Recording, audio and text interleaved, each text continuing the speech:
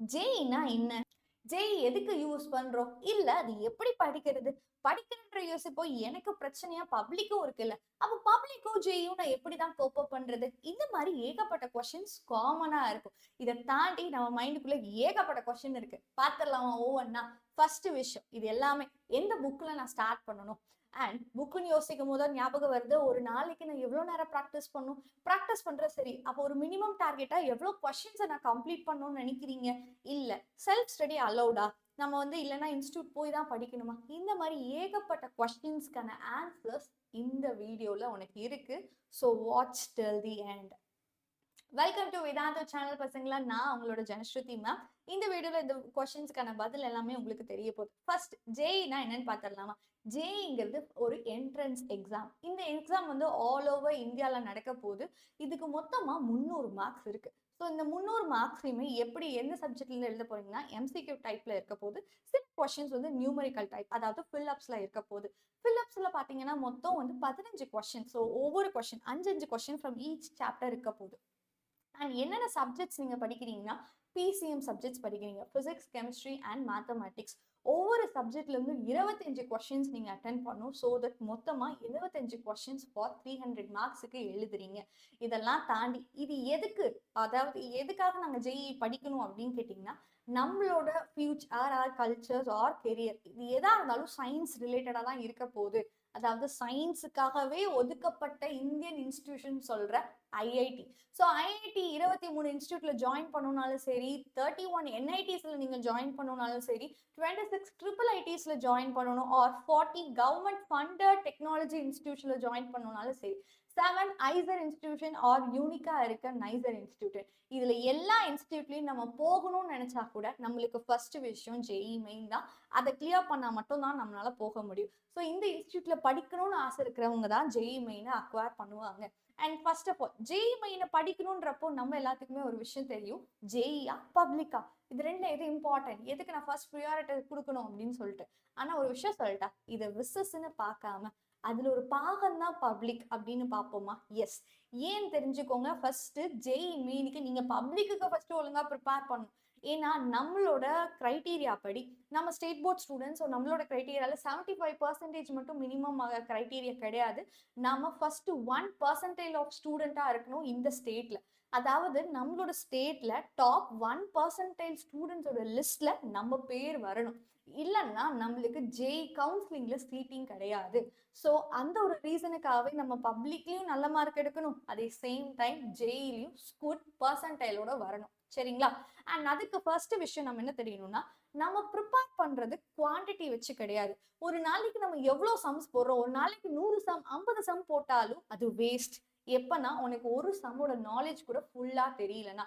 குவான்டிட்டியை விட்டுட்டு குவாலிட்டியை கம்பேர் பண்ண ஸ்டார்ட் பண்ணுங்க. ஒவ்வொரு சம்முக்கு பின்னாடி இருக்கிற யூனிக்னஸ், அந்த அந்த சம் எப்படி சால்வ் பண்றது, அந்த சம்மை வச்சு எதெல்லாம் சால்வ் பண்ண முடியும், அந்த சம்மை ரிசல்ட்டா பார்க்க முடியுமா, இந்த சம்மை வச்சு என்னென்ன அப்ளிகேஷன்ஸ் இருக்கு, அது எல்லாமே நம்மளுக்கு தெரிஞ்சிருக்கணும். That is quality over quantity. And second விஷயம், இந்த ஃபீல்ட்ல இருக்கும்போது நம்ம ரெண்டு போருக்கு ப்ரிப்பேர் ஆயிட்டு இருக்கோம், பப்ளிக் அண்ட் ஜேஇ. ஸோ போருக்கு ப்ரிப்பேர் பண்ணிட்டு இருக்குன்றப்போ இன்னொருத்தங்களை கம்பேர் பண்ணி உன்னை நீயே புல் டவுன் பண்ணிக்காத. நம்மளுக்குன்னு சில டைம் எடுக்க தான் செய்யும், நம்மளுக்குன்னு சில வழிகள் இருக்க தான் செய்யும். ஸோ அதுக்கேற்ற மாதிரி உங்களுக்கு ஏற்ற மாதிரி நீங்க மாடிஃபை பண்ணி உங்களோட ரிவிஷன் அண்ட் அது கூட எப்படி படிக்கணும். ஸோ ஒவ்வொரு டைமும் உங்களோட செல்ஃப் ஸ்டடியில எக்ஸாஸ்ட் ஆகாம படிக்க ஸ்டார்ட் பண்ணுங்க. பிவைக்யூஸ் நெசசரி தான். ஆனா இன்னொரு விஷயம் சொல்றேன், அது மட்டும் நம்மளுக்கு போதும் அப்படின்னு இல்லை. இதை தாண்டி நிறைய சம்ஸை ப்ராக்டிஸ் பண்ணும். Practice makes as perfect. அப்போ ஃபர்ஸ்ட் நாலேஜுக்குன்னு ஒரு 3 மாசம் டைம் எடுத்து உங்களோட நாலேஜை டெவலப் பண்ணிக்கோங்க. அதுக்கப்புறம் ப்ரீவியஸ் கொஸ்டின்ஸ் எல்லாமே ப்ராக்டிஸ் பண்றதுக்குன்னு கொஞ்சம் டைம் எடுத்துக்கோங்க. வித்தவுட் நாலேஜ், வித்தவுட் கான்செப்ட் நம்மளால கொஸ்டினை டச் கூட பண்ண முடியாது. ஸோ அப்போ என்ன பண்ணணும், டெய்லி உங்களுக்கான டார்கெட்டை செட் பண்ணிக்கோங்க. அந்த டார்கெட்டும் ரொம்ப பெருசா வேண்டாம். ஒரு சாப்டர்ல ஒரு சப் மாடல் எடுத்துக்கிறேன்னா அந்த சப் மாடல்ல இருக்க எல்லா விஷயமும் உனக்கு அத்துப்படியா இருக்கணும். அந்த அளவுக்கு நீங்க அந்த டார்கெட்டை ஃபுல் ஃபிளெஜ்டா கம்ப்ளீட் பண்ணணும். ஸோ இது தான் அப்பவே நீங்க உங்களுக்கான ஷார்ட் நோட்ஸை ப்ரிப்பேர் பண்ண ஸ்டார்ட் பண்ணுங்க. மற்றவங்க நோட்ஸ் பார்த்து படிக்கிறது நிச்சயமா நம்மளுக்கு ஹெல்ப்ஃபுல்லா இருக்கவே போறது இல்லை. நம்மளோட நோட்ஸ் ரொம்ப முக்கியம். ஸோ நோட் மேக்கிங் ஸ்கில் நம்மளுக்கு தேவை.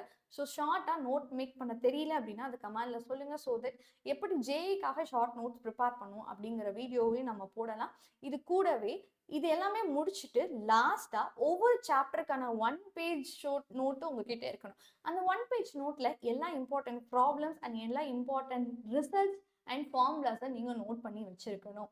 அண்ட் இதெல்லாம் தாண்டி ரொம்ப பெரிய மித் என்ன தெரியுமா? நிறைய மெட்டீரியல்ஸ் பார்க்க தான் ஜேஇ கிளியர் பண்ண முடியும். இல்லை, நீங்க நிறைய மெட்டீரியல்ஸை பார்த்தீங்கன்னா நிச்சயமா நம்மளால ஜேஇ ப்ரிப்பேர் பண்ண முடியாது.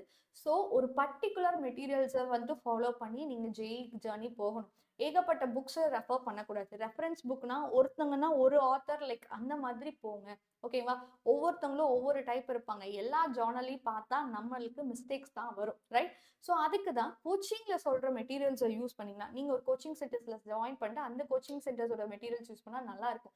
ஸோ வேதாந்தூல நீங்க ஜாயின் பண்ணுன்றப்போ உங்களுக்கான புக்ஸ் நீங்க எந்த புக்ஸை ரெஃபர் பண்ணணும் இது எல்லாமே அவங்களே கொடுத்துருவாங்க.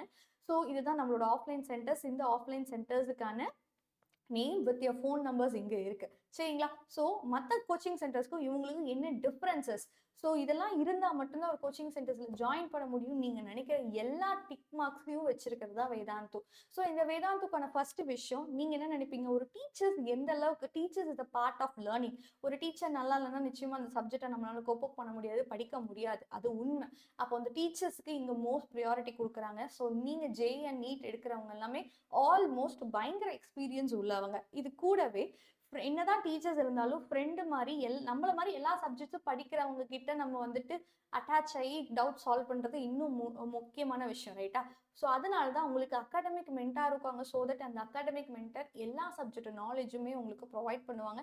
He is more like a friend to us. And அதெல்லாம் தாண்டி 24/7 உங்களுக்கு டவுட் செக்ஷன்ஸ் இருக்கும். எந்த நேரம் வேணாலும் நம்ம டவுட் வரலாம், எந்த நேரம் வந்தாலும் நம்ம படிக்கலாம். அப்போ நம்மளுக்கு டவுட் சால்விங்க்குன்னு ஒரு ஆள் இருக்கும். ஸோ 24/7 உங்களுக்கு டவுட் செக்ஷன்ஸ் இருக்க போது. அது கூடவே கிளாஸ்ல நம்மளை எங்கேஜிங்காக வச்சுக்கிட்டே இருப்பாங்க.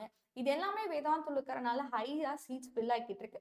நீங்க வேதாந்தூல ஒரு பார்ட்டா இருக்கணும்னா you can book a visit now. அதுக்கான லிங்க் டிஸ்கிரிப்ஷன் பாக்ஸ்ல இருக்கு. முக்கியமான விஷயம் டைம் மேனேஜ்மெண்ட் அண்ட் பேஷன்ஸ் நம்மளுக்கு ஜேஇல ரொம்ப ரொம்ப தேவை. ஸோ பேஷன்ஸ் இல்லாத ஒரு உலகத்துல நம்மளால டைம் மேனேஜ்மெண்ட் பண்ண முடியாது. ஸோ பொறுமை ரொம்ப முக்கியம். ஜேஇக்கு அது ரொம்ப ரொம்ப முக்கியம். அண்ட் லாஸ்ட், எவ்வளோ மாக் டெஸ்ட் எழுதினாலும் சரி, அந்த மாக் டெஸ்ட்ல நம்ம என்ன மிஸ்டேக் பண்றோம் அப்படின்றது தெரியாம பண்ணிட்டா எல்லாமே வேஸ்ட். ஸோ அனலைசிங் மிஸ்டேக்ஸ் எந்த அளவுக்கு முக்கியம்னா ரொம்ப நிறைய மாக் டெஸ்ட் எழுதுறதுக்கும் அனலைசிங் மிஸ்டேக்ஸும் ரெண்டும் கிட்டத்தட்ட ஈக்குவல். ஸோ நம்ம எந்த இடத்துல மிஸ்டேக்ஸ் பண்றோம் அப்படிங்கிறத நோட் பண்ணி உங்களை நீங்களே கரெக்ட் பண்ணிக்கிட்டே வாங்க. அண்ட் லாஸ்ட், நம்ம இது ஒரு போர். ஜேஇ அண்ட் பப்ளிக்ங்கிறது ஒட்டுக்கா சேர்ந்து வர ஒரு 2 போரை நம்ம தாக்கணும். அதுக்கு நம்மளோட பாடியை நம்ம ரெடியா வச்சுக்கணும். ஸோ டே பை டே உங்களுக்கான கேரை நீங்க கொடுத்துக்கிட்டே இருங்க. எந்த டைம்ல செல்ஃப் ஸ்டடி கொடுக்கணும், எந்த டைம்ல உங்களோட ஸ்லீப் ஷெடியூல் மாறாத மாதிரி இந்த மாதிரி உங்களுக்கு ஏற்ற பர்ஃபெக்டான ஒரு டைம் டேபிள மேக் பண்ணுங்க. லாஸ்ட், உண்மையான விஷயம் என்னன்னா இதை மட்டும் மனசுல வைங்க. நம்ம நினைச்சா எந்த ஒரு விஷயத்தையும் நம்மளால கிராக் பண்ண முடியும். ஜேஇயும் தான், சரிங்களா? ஸோ இது கூடவே சேர்ந்துட்டு பப்ளிக்கு ஃபர்ஸ்ட் ஸ்டடி பண்ணி நம்மளோட ஃபர்ஸ்ட் மிட்டம் இருக்க போகுது. ஸோ அந்த அடிப்படையை நம்ம வந்துட்டு பயங்கரமா பண்ணோம் அப்படின்னா உங்களுக்கு first chapter important questions with answers ஒரு PDF நான் அட்டாச் பண்ணியிருக்கேன் டிஸ்கிரிப்ஷன் பாக்ஸ்ல. மறக்காம செக் அவுட் பண்ணுங்க.